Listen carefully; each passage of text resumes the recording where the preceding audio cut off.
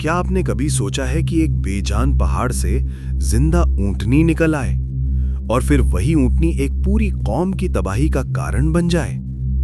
ये कहानी है घमंड की, इनकार की और अल्लाह की उस निशानी की जिसे झुटलाने की कीमत पूरी कौम ने चुकाई। आज हम जानेंगे हजरत सालेह अलैहिस्सलाम और अल्लाह की ऊंटनी का वाकया। हजरत सालेह अलैहिस्सलाम अल्लाह के उन नबियों में से हैं जिन्हें अरब की एक ताकतवर कौम समूद की तरफ भेजा गया। ये कौम अपनी इंजीनियरिंग, अपनी दौलत और अपनी ताकत पर घमंड करती थी, लेकिन उनके दिल तौहीद से खाली हो चुके थे। कुरान मजीद में समूद की कौम का जिक्र बार बार आता है ताकि इंसान समझ सके कि मोजिज़ा देखने के बाद भी अगर इनकार किया जाए तो अंजाम क्या होता है। रेगिस्तान, खामोशी और पहाड़ों को काटकर बनाए गए आलीशान घर। एक कौम जो ताकतवर थी, अमीर थी, लेकिन घमंड में डूबी हुई थी। और फिर एक चट्टान, उस चट्टान से जिंदा ऊंटनी का निकल आना। क्या ये मौजज़ा था या आखिरी चेतावनी? और जब अल्लाह की निशानी को नजरअंदाज कर दिया गया तो क्या हुआ? ये कहानी है हजरत सालेह अलैहिस्सलाम की और अल्लाह की ऊंटनी की। एक ऐसी कहानी जो आज भी इंसान को झकझोर देती है। अरब की सरजमीन, पथरीले पहाड़ और उन्हीं पहाड़ों को काटकर बनाए गए महल नुमा घर। समूद की कौम अपने हुनर पर नाज करती थी। वो कहते थे, हमसे ज्यादा ताकतवर कौन है? इसी घमंड के बीच अल्लाह ने हजरत सालेह अलैहिस्सलाम को भेजा।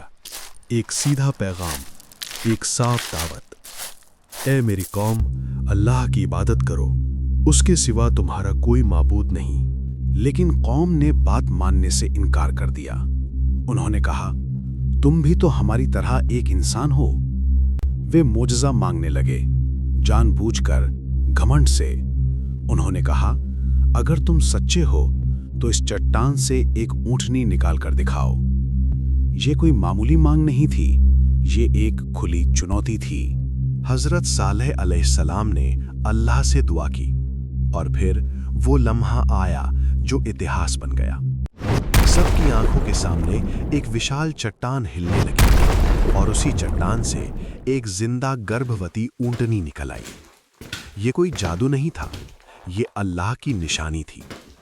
कुरान कहता है, ये अल्लाह की ऊंटनी है, इसे ना सताना। हजरत सालेह अलैहिस्सलाम ने कौम को साफ हिदायत दी, ये ऊंटनी अल्लाह की निशानी है।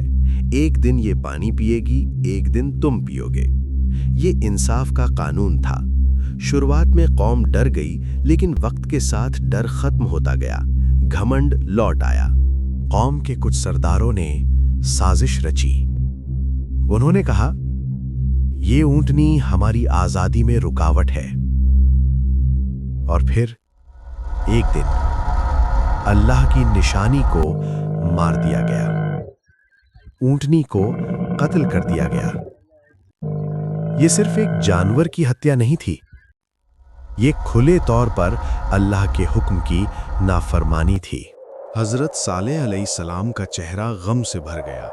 उन्होंने कहा, 3 दिन तक अपने घरों में मजे कर लो, फिर अल्लाह का अजाब आएगा।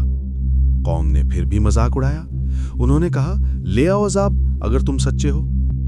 पहला दिन चेहरे पीले पड़ गए, दूसरा दिन चेहरे लाल हो गए, तीसरा दिन चेहरे काले पड़ गए। अब उन्हें यकीन हो चुका था, लेकिन बहुत देर हो चुकी थी।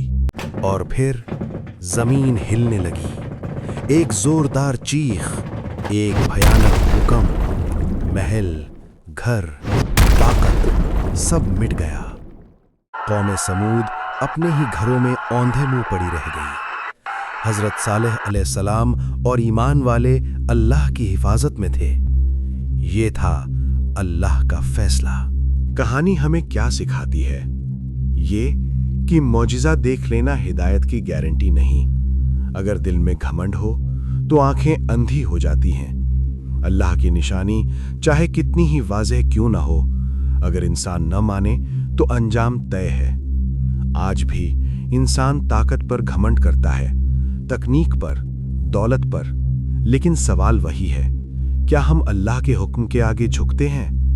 अगर नहीं, तो कौमे समूद की कहानी सिर्फ इतिहास नहीं, एक चेतावनी है।